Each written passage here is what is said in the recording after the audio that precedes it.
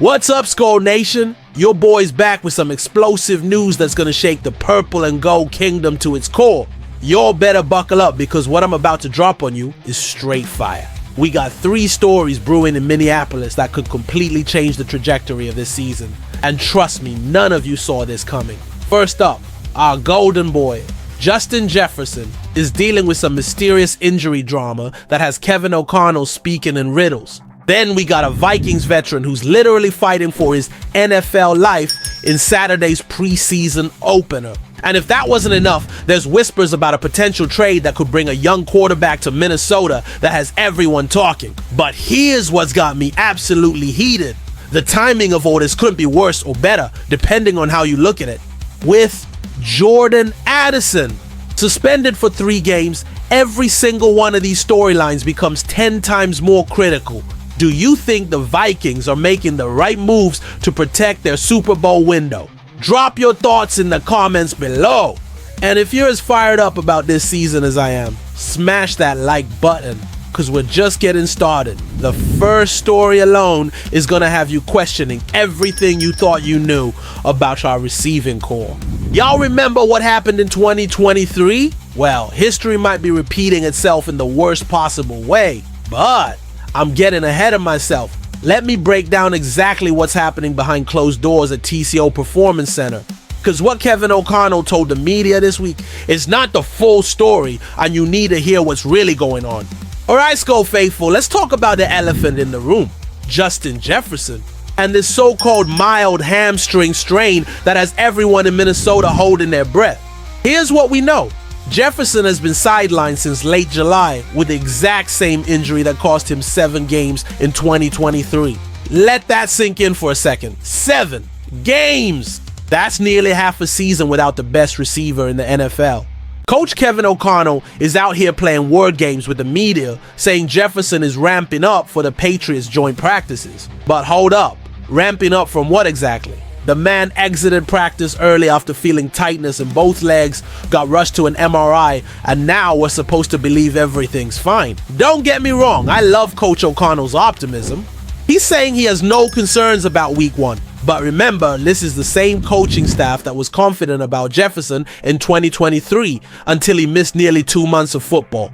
Here's what's really terrifying for Vikings fans. With Jordan Addison and suspended for the first 3 games, Jefferson isn't just our WR1, he's literally our entire passing attack.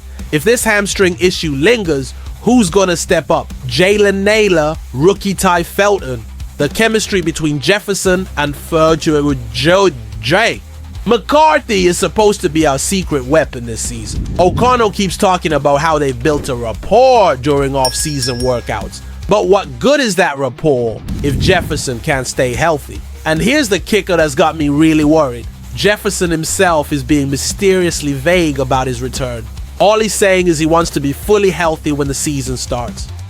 That doesn't sound like a guy who's confident about his week 1 status, does it? Think about this. We've got joint practices with the Patriots next week. If Jefferson can't go full speed against New England's defense, how is McCarthy supposed to get the reps he desperately needs with his top target? The Vikings Super Bowl window is right now. We can't afford to have Jefferson playing at 80% while trying to carry the entire offense on his back.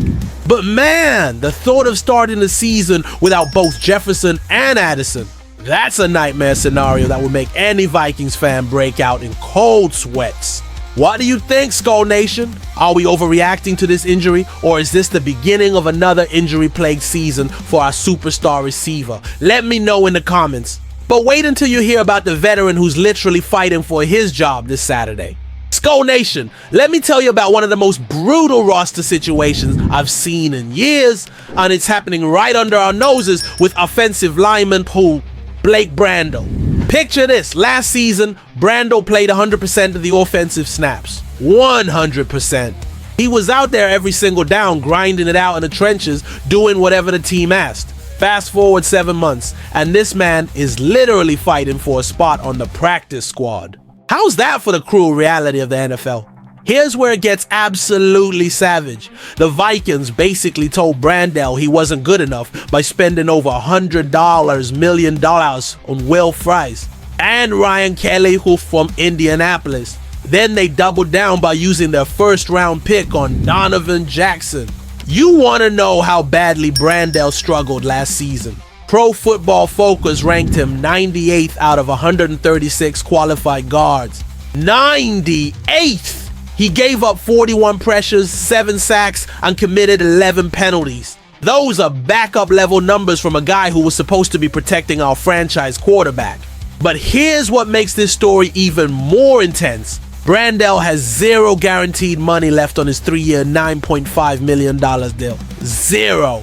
That means every snap in Saturday's preseason opener against Houston could be his last in purple and gold. Think about the mental pressure this guy is facing. He's a former 6th-round pick who's already beat the odds by lasting longer than the league average of 3.3 years. Now he's watching million-dollar free agents and first-round rookies take his job rep by rep. The crazy part? Minnesota didn't even need to say they were moving on from Branden. Their actions said it all. When you spend that kind of money upgrading a position, you're basically putting up a billboard that says, "We don't trust the guy we had." Saturday's game isn't just preseason for Blake Branden. It's a job interview in front of 65,000 fans and every NFL scout watching. He needs to show that all those pressures and penalties from last season were flukes, not his ceiling as a player. Here's what's really wild about this situation. If Branden gets cut, it would be one of the quickest falls from starter to street in recent Vikings history. From every down contributor to potentially unemployed in less than 7 months. That's the NFL for you, baby. Do you think Branden deserves another shot, or was the Vikings' offensive line overhaul long overdue? The guy's career is literally on the line this Saturday, and honestly, I don't know if there's enough room on this roster for a player who graded that poorly. But speaking of roster moves, wait until you hear about the potential quarterback trade that has everyone talking. Hold on to your helmets, your Skull Nation, because the rumors swirling around Dillon Gabriel and a potential trade to Minnesota are absolutely fascinating, and they make more sense than you might think. Here's the situation brewing in Cleveland. The Browns started training camp with 4 quarterbacks, and now 2 of them, Kenny Pickett-Elliott and Dillon Gabriel, are dealing with injuries. Gabriel's got a thigh strain, which means Cleveland might be looking to move him before they're stuck carrying dead weight on the roster. Now here's where it gets interesting for us Vikings fans. Why would Minnesota even consider trading for another young quarterback when we've got J.J. McCarthy as our franchise guy? Think about it like this. McCarthy missed his entire rookie season with a knee injury. We're basically treating 2025 like his rookie year, which means we're one hit away from having Sam Howell as our starting quarterback. That's not exactly a comforting thought for a team with Super Bowl aspirations. Kevin O'Connell has proven he's a quarterback whisperer. Look what he did with Sam Darnold last season, and now imagine what he could do with Gabriel, who's got legitimate arm talent and mobility that could complement our offensive system. Here's the genius part of this potential move. Gabriel would come cheap. The Browns want to get rid of him, which means we could probably snag him for a late round pick. That's incredible value for a quarterback who could serve as insurance for McCarthy and developmental depth for the future. But let's be real about the timeline here. If Gabriel comes to Minnesota, he's not seeing the field unless something goes wrong with McCarthy, and honestly, that might be exactly what both sides need. Gabriel gets to learn O'Connell's system without pressure, and we get a legitimate backup who could step in if needed. The more I think about his trade, the more it makes sense. We've seen what happens when teams don't have adequate quarterback depth. Remember when Kirk Cousins went down and we were scrambling? We can't let that happen again, not with this talented roster.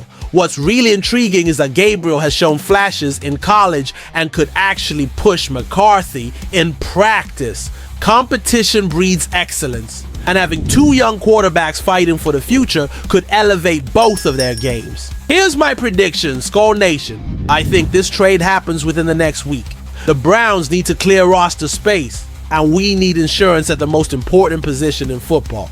It's a win-win that makes too much sense to ignore. The question is, would you rather have depth at quarterback or stick with what we have and hope McCarthy stays healthy all season? Because with our injury history, hoping might not be enough. What do you think about potentially adding Gabriel to the mix? Would it be a smart insurance policy or an unnecessary distraction? Drop your thoughts below and let me know if you think Kwesi Adolfo-Mensah pulled the trigger on this deal. And hey, if you're loving this insider coverage of all things Vikings, make sure you're subscribed with notifications on, because we're going to be covering every twist and turn of this wild off season. From Jefferson's mystery injury to Brandel's job fight to potential trades, this is just the beginning of what's shaping up to be an absolutely insane season in Minneapolis. Skol Vikings. See you in the next one.